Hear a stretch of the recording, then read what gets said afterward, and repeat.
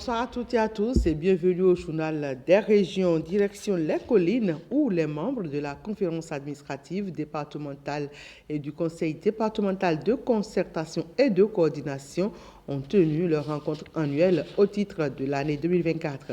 Au cœur des échanges, les plans de développement communaux 4e génération des 6 communes du département et le plan de travail annuel des services déconcentrés. Le point avec Pierrette Adayossi. À cette deuxième session conjointe du Conseil départemental de concertation et de coordination CDCC, la délibération et l'approbation des plans de développement communaux 4e génération des 6 communes de la localité, près de 2 années de soumission. C'est vraiment une fierté pour moi que le bout de ce processus est finalement arrivé et c'est le lieu de saluer le groupement intercommunal des collines qui a su coordonner le processus du début jusqu'à la fin. Et il y a 2 ans, nous avons démarré ce processus. Certaines communes se sont positionnées sur le développement du tourisme, d'autres sur l'agroforesterie et d'autres communes sur l'agriculture dans sa globalité. Et pour les 4 années à venir, les communes ou les secrétaires exécutifs sont tenus de décliner les actions retenues dans ces plans de développement communaux dans leur plan de travail annuel. Et donc, j'ai pris acte, les PDC 4e génération des communes de Banté, de Dassa-Zoumé, de Glazoué, de Wessé, de Savalo et de Savert ont été donc approuvés. Nous avons travaillé sur le point de mise en œuvre du PAC dans les collines, et également du PTA des services déconcentrés. À ce niveau également, nous avons pu avoir une physionomie très claire de ce qui est prévu, de ce qui est fait et de ce qui reste à faire dans les quelques jours qui restent pour finir l'année 2024. Et nous avons eu droit également au point de mise en œuvre du projet SWED, qui est un projet à impact social très fort, très élevé. Nous avons fait ça et puis ça nous a permis de voir aussi ce qui est prévu, ce qui est fait. Après approbation des plans de développement communaux, l'autorité préfectorale invite les maires, les secrétaires exécutifs de mairie et les acteurs communaux à la vulgarisation des 10 plans en vue de leur conversion en plan de travail au niveau des communes. Célébration en différé du centenaire de l'école primaire publique de Guéné-Centre dans la commune de Malanville. Occasion pour les organisateurs de l'événement de prendre d'autres engagements pour le rayonnement de l'éducation et plus de solidarité au sein des populations. Les cadres à divers niveaux et natifs de Malanville étaient à ce rendez-vous. Reportage. S'il vous plaît, à votre attention. École primaire Guéné-Centre. Un siècle en arrière, des souvenirs pour la plupart des natifs de Malanville. 100 ans après, l'école demeure et sert toujours de cadre pour l'éducation des filles et fils de la localité. Plus de solidarité autour des défis à relever, les participants en sont conscients. Des bâtiments érigés depuis les années 1950. Aujourd'hui, nous pensons que ces bâtiments vous sollicitent pour leur rénovation.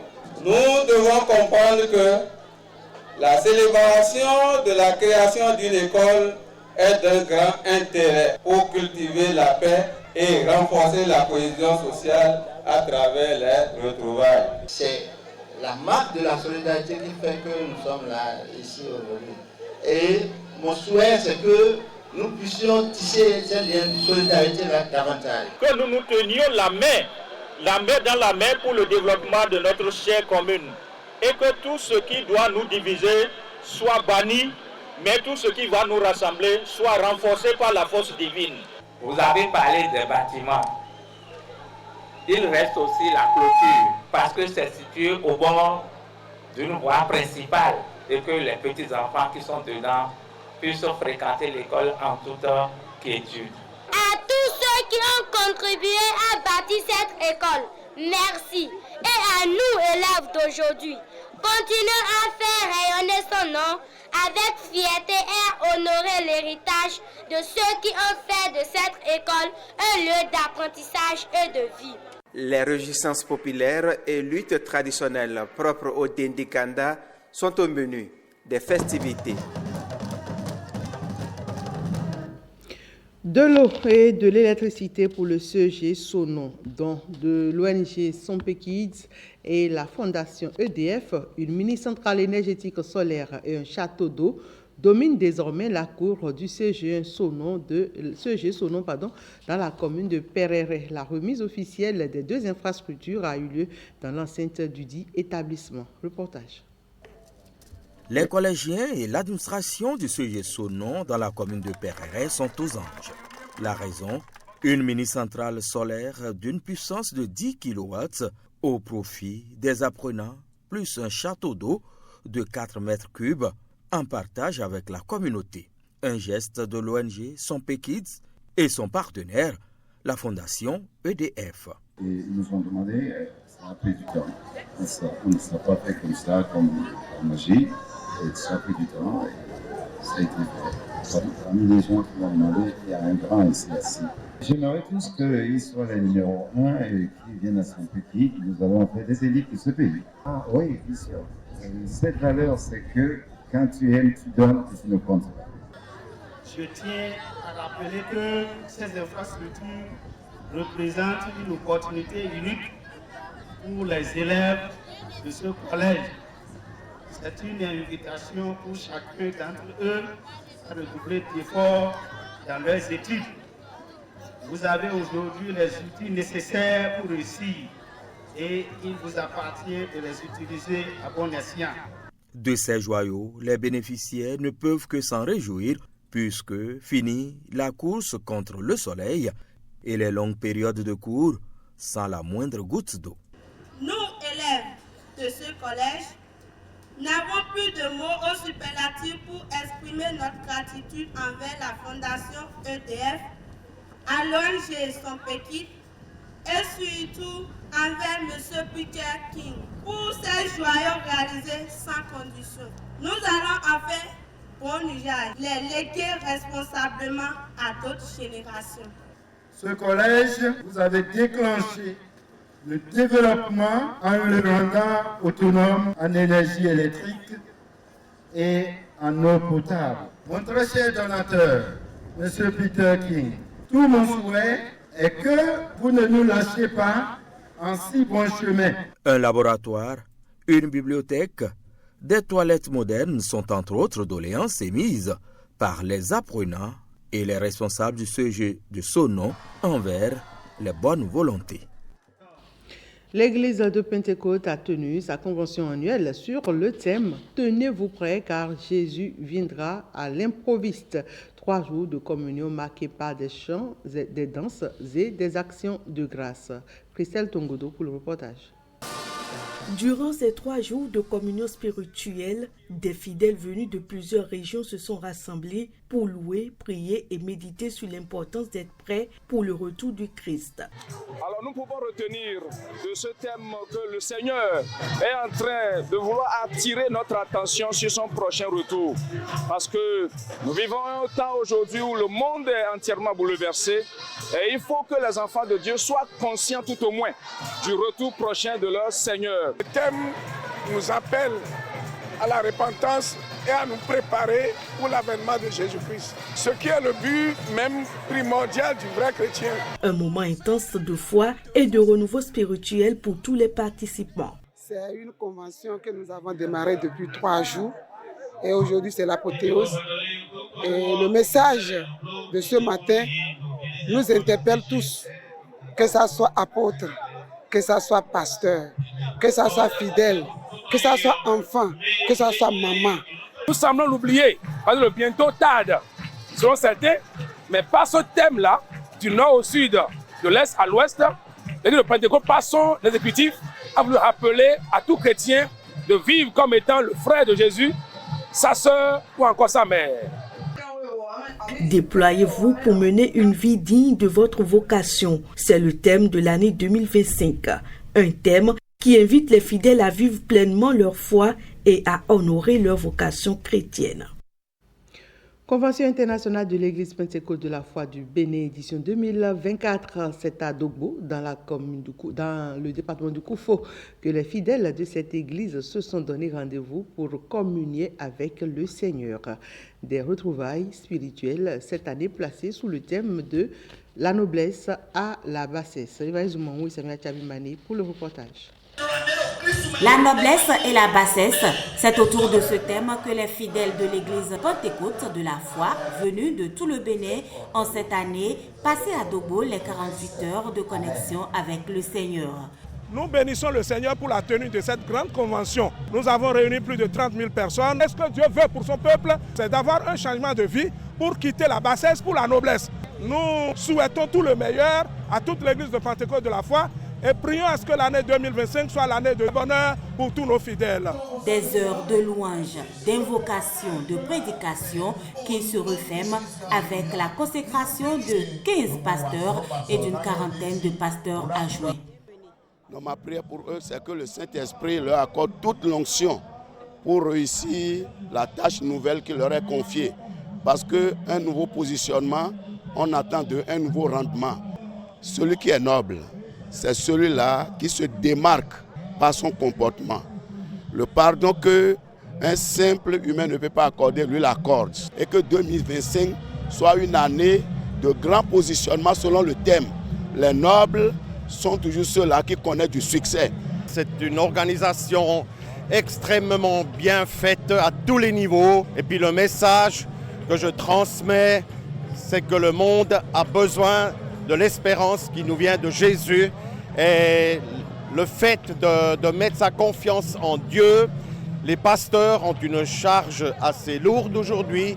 Les gens ont des problèmes, des soucis, des difficultés. Il est important que les gens soient connectés sur Dieu. Les participants à la convention de l'église de Pentecôte de la foi 2024 repartent avec un esprit nouveau et placent leurs espoirs en Dieu pour la nouvelle année qui s'annonce. L'artiste MF Voice Marie-France Gbeti à l'état civil a lancé samedi dernier son single baptisé Pessou. Un chant est pour elle l'expression d'une action de grâce. Le lancement de cette œuvre musicale a eu lieu devant parents, amis et sympathisants au Centre culturel Wadada à Porto Novo. Petit Sarouré.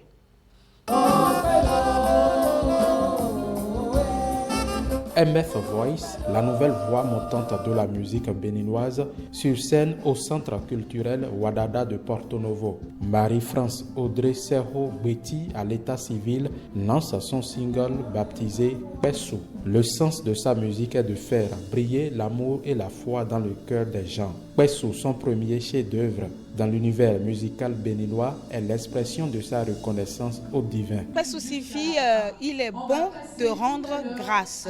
Donc c'est déjà beaucoup de choses qui se sont passées dans ma vie.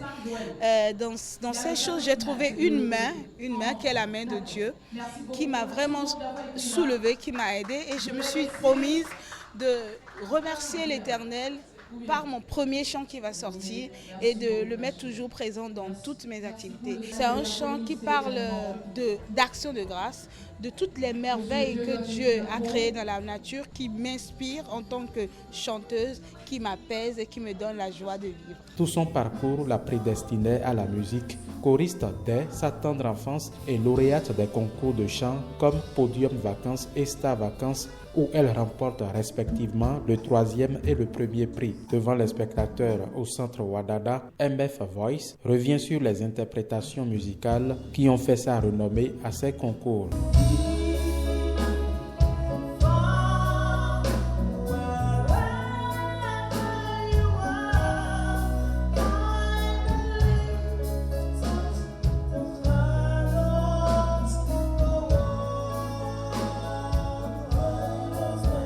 Son single Pessou mixe le moderne et le traditionnel qui fait intervenir le rythme à Djogan de Porto Novo dans sa musique.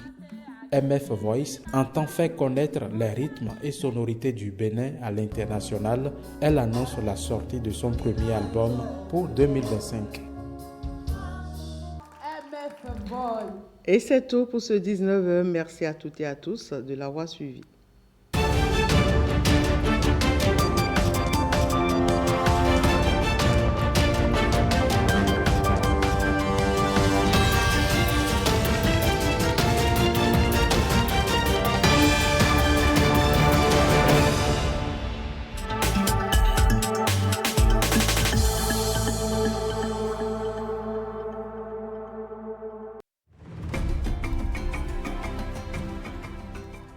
Savez-vous que mettre tous vos aliments au réfrigérateur peut être une erreur? Certains fruits et légumes perdent leur saveur, leurs nutriments et même leur consistance au froid. Adoptons les bons gestes pour préserver leur qualité.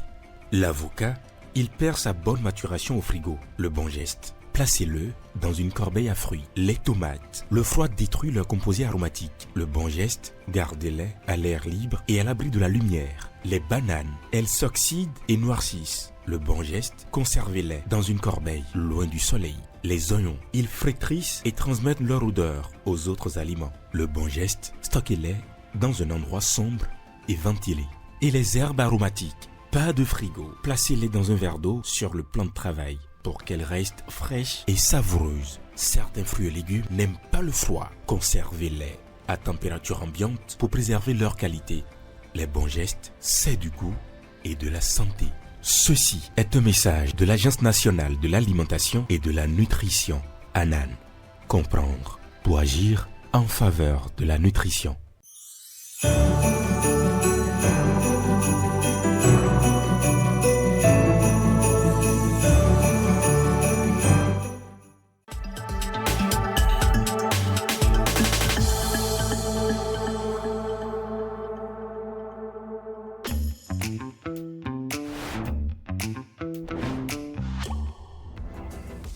Imaginez un appareil capable d'améliorer le confort des bâtiments en humidifiant l'air.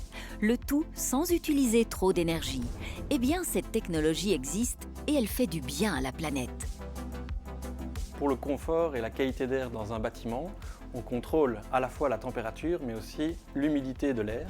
Et c'est vraiment la combinaison des deux qui permet un air de qualité dans les grands bâtiments. Le fonctionnement de cet humidificateur, c'est un petit moteur électrique qui entraîne une cage à haute vitesse dans laquelle on va faire passer de l'eau qui va être pulvérisée en micro-gouttelettes qui vont être absorbées par le flux d'air pour augmenter ou contrôler l'humidité dans l'air pulsé dans les bâtiments. Si cette technologie est souvent cachée dans les locaux techniques des grands bâtiments, elle nous concerne tous. En effet, on fréquente tous des bureaux ou des open space où la qualité de l'air est essentielle. De plus, ce produit répond aux enjeux environnementaux en étant peu énergivore, en nécessitant peu de maintenance et en s'inscrivant dans une logique d'économie circulaire. Je suis fier de participer à ce projet parce qu'on répond à toute une série de problématiques liées à la qualité d'air, à l'humidification.